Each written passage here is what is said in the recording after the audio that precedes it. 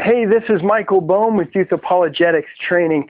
Today we're going to keep going talking about Wicca and witchcraft and how Wiccans, different sects of Wiccans, view God. What do they believe about God? And we're just going to pick up basically where we left off yesterday, so let's just jump right in.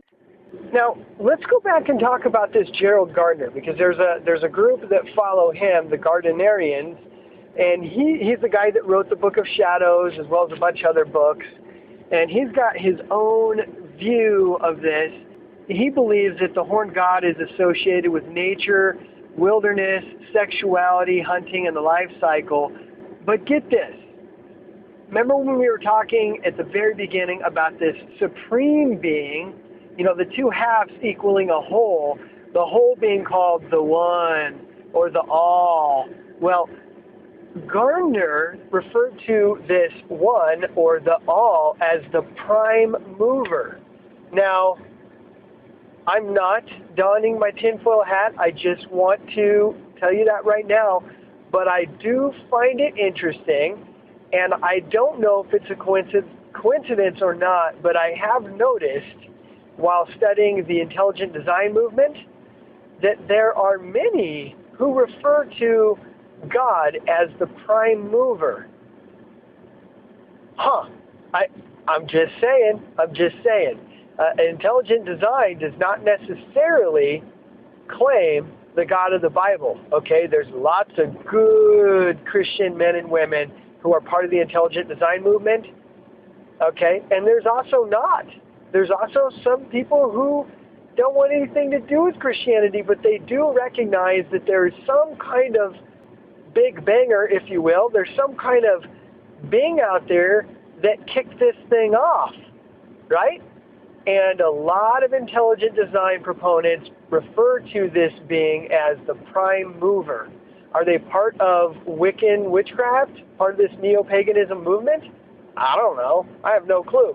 But I just thought I'd mention that. It's something to raise an eyebrow about. And perhaps all you listeners out there, we can all kind of keep an eye on these people, and maybe we'll spot some of them. I don't know. Or not. Could just be Michael Bohm with his tinfoil hat yet again.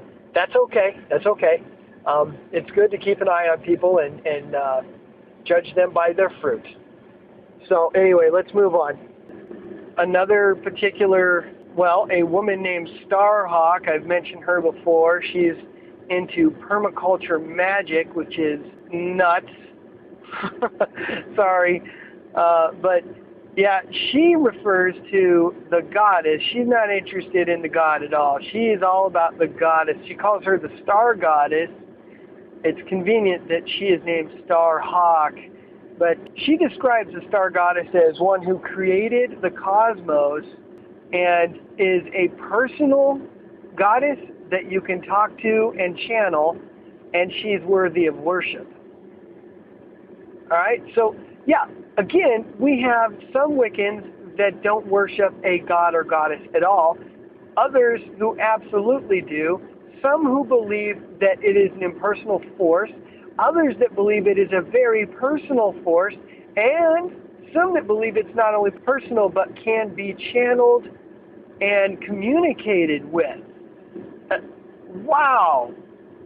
And then you have characters like this Dion Fortune. I'm not even sure if I'm pronouncing his name right. It might be Dion Fortune. I don't know.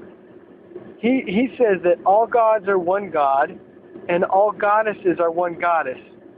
All right, are you twitching yet? Because I already am. That is that the gods and goddesses of all cultures are respectively aspects of one supernal god and goddess. So basically they're saying that with this thought in mind, or if you believe as Dion does, you can see the Hindu god Kali, the Virgin Mary, and some of these other goddess-type characters throughout the world as the same god. And likewise, you can see the male versions like Dionysus, Apollo, Yahweh, Adonis, Zeus, all these other gods, the male gods, as the same god.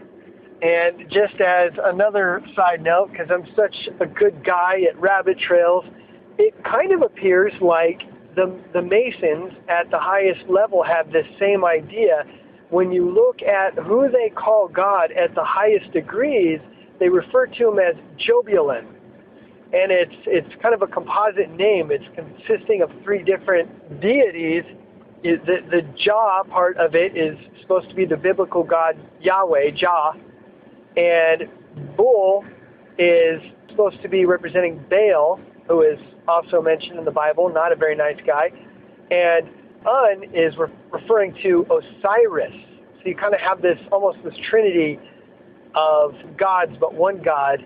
Don't ask me where they came up with that, but that is how they refer to God at the highest degrees in Masonry. And I think there might be some similarities there.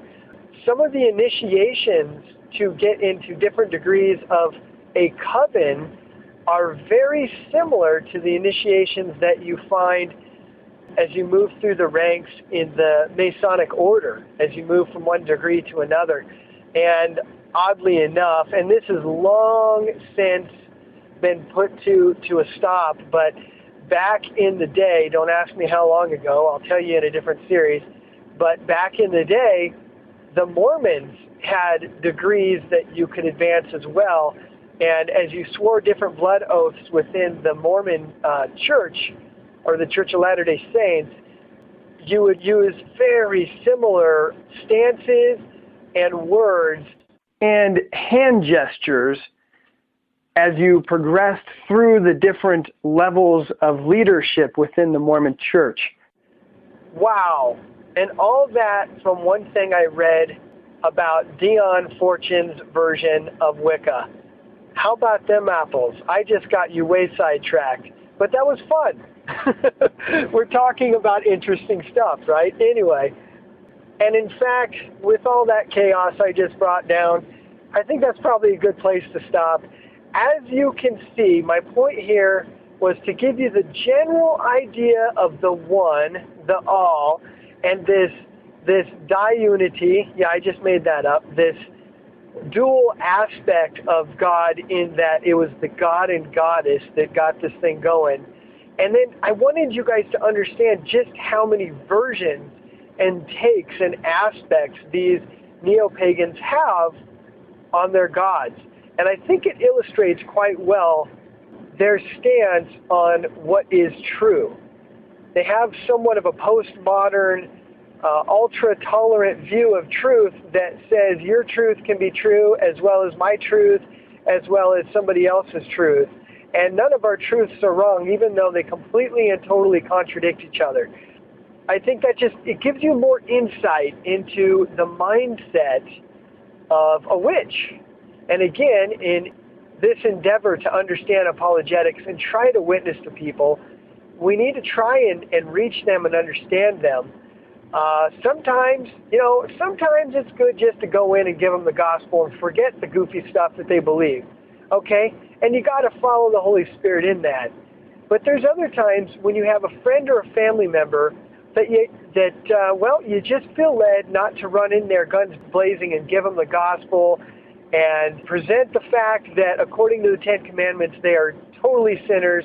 Sometimes you got time with this person, they're a friend or a family member, you have time, and you as a friend, a loved one, are able to talk to them and ask them about their beliefs, and then using leading questions, you're able to draw out some of the inconsistencies because you already understand what they believe.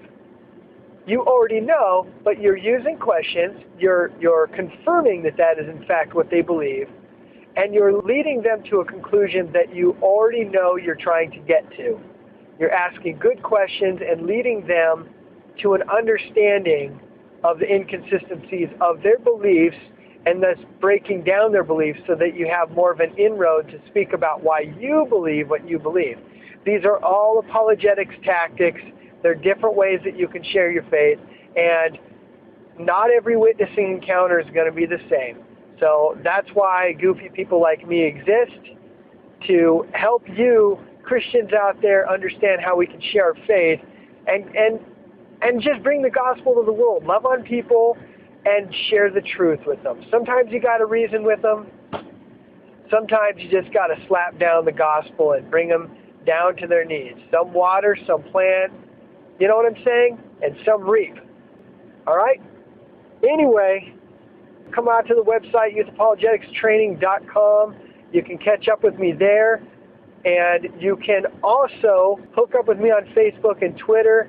I really want to get to know you guys. I want to communicate with you guys. A lot of you have contacted me in different ways. I've even been contacted by a dear brother all the way up in Canada. Roger, I love you, man.